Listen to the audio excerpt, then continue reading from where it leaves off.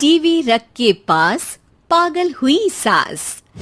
आजकल वर्मा जी की पत्नी देवकी जी केबल पर रियलिटी शोज देख देख कर बहुत कुछ सीख रही हैं।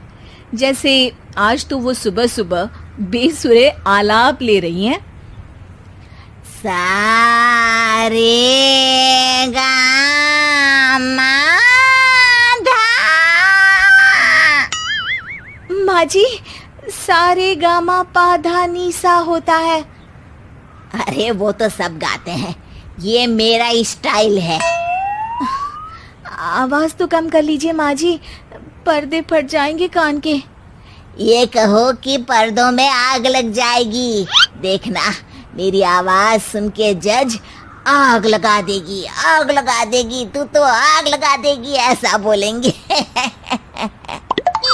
सरिता वहां से परेशान होकर चली जाती है और सास रियाज जारी रखती है।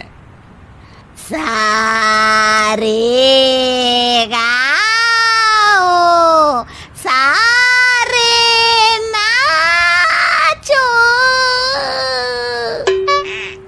तभी बाबूजी दुकान से लौटते हैं।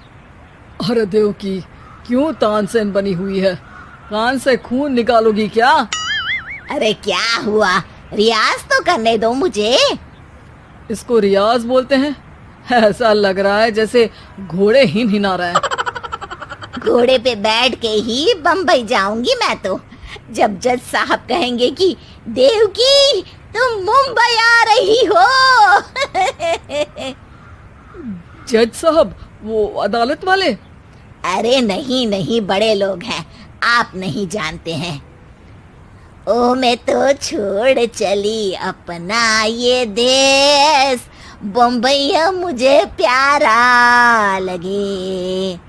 गाना गाती हुई देवकी चली जाती है और बाबूजी अपनी सरफिरी पत्नी के इस संगीत प्रेम की चर्चा करने बहू के पास चले जाते हैं। अरे सरिता बेटा, सुनो तो, ये तेरी सास को क्या हुआ है बेटा? सुबह तो अच्छा भला छोड़कर गया था इसे। सिंगर बनेगी अब वो। सिंगिंग रियलिटी शो में जाने की सुबह से तैयारियां चल रही हैं इनकी। हाँ, अब तो कोयल के सुर मेंढक छेड़ेगा। हे भगवान, सद्बुद्धि दो इसे। इधर बाबूजी भगवान को कहते हैं और उधर राधा रानी प्रकट हो जाती है, देवकी की मोहल्ले की सबसे पक्की दोस्त। क्यों री देवकी, काहे इतना गला फाड़ रही है? कोई चीखने चिल्लाने का कंपटीशन है क्या? अरे ये देख, नया सिंगिंग शो, मैं भी गाऊंगी, हिंदुस्तान के दिलों की धड़कन बनूंगी। अरे इतना बेसुरा गा के दिलों की धड़कन नहीं, दिलों का अटैक बन जाएगी। इससे तो अच्छा है कि नाच ही ले। वैसे भी दिन भर मोहल्ले में नाचती तो रहती है तू, कभी इसके घर कभी उसके घर। देवकी को समझ में आ जाता है कि उसका गाना किसी को पसंद नहीं आ रहा। अगले दिन सरिता देखती है कि सास पैरों में घुंघरू बांध के नाच रही है। अरे माँ जी, क्या मंजुलिका बनी हुई है आज आप? अरे नाचने दे बहू, जब तक है जान जाने जहां मैं नाचूंगी। अरे माँ जी, अभी जान निकल जाएगी इतनी जोर से नाचेंगी तो। अरे अरे, क्या कर रही हो? अरे दिख नहीं रहा, डांस कर रही हूँ। अरे जैसी तुम्हारी हरकतें हैं, तुमको तो नागिन डांस करना चाहिए। वो भी करूंगी, भांगड़ा भी करूंगी। देखना, जज मुझे देख के स्टैंडिंग ओवेशन देंगे। हाँ, स्टैंडिंग ओवेशन तो देंगे ही, ताकि खड़े होकर वहां से भाग सके तुम्हारा डांस देखकर। अरे कुछ ढंग की चीज करो, ये रोज क्या नया शुरू कर देती हो? सास को लगता है कि उसका डांस का सीन भी बिगड़ गया। अब वो टीवी देख के कोई और कलाकारी ढूंढने लगती है। तभी उसे टीवी पर खतरों के खतरनाक खिलाड़ी शो दिखता है, जिसमें लोग अलग अलग स्टंट करते हैं। बस देवकी को नया काम मिल जाता है। अगले दिन सुबह देवकी डंबल लेकर कसरत करने लगती है। माँ जी, ये क्या कर रहे हैं आप? अरे खली जैसे बनकर खलबली मचा दूंगी।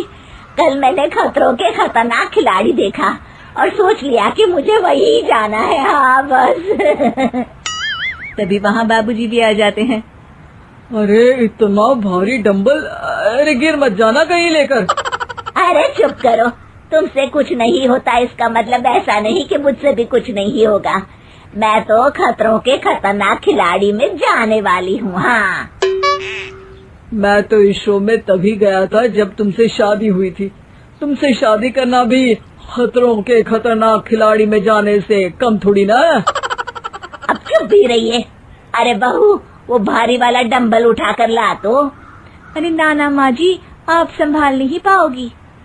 अरे मैंने टीवी में देखा था, एक आदमी कार उठा लेता है, इतना तो मैं उठा ही सकती हूँ ना। बहू घबराते हुए भारी वाले डंबल माँ के हाथ में दे देती है। जैसे ही माँ दोनों हाथ ऊपर करती है, पूरे शरीर का बैलेंस बिगड़ जाता है और वो पीछे की तरफ गिर जाती है। डंबल जाकर टीवी में लगता है और टीवी फूट जाती है। माँ जी, उठिए माँ जी। बाबूजी बहुत तेज हंसने लगते हैं।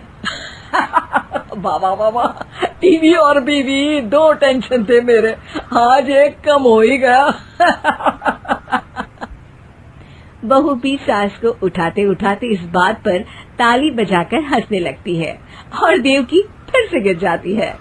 और इस बार देवकी भी अपनी बेवकूफी पे हंसी रोक नहीं पाती।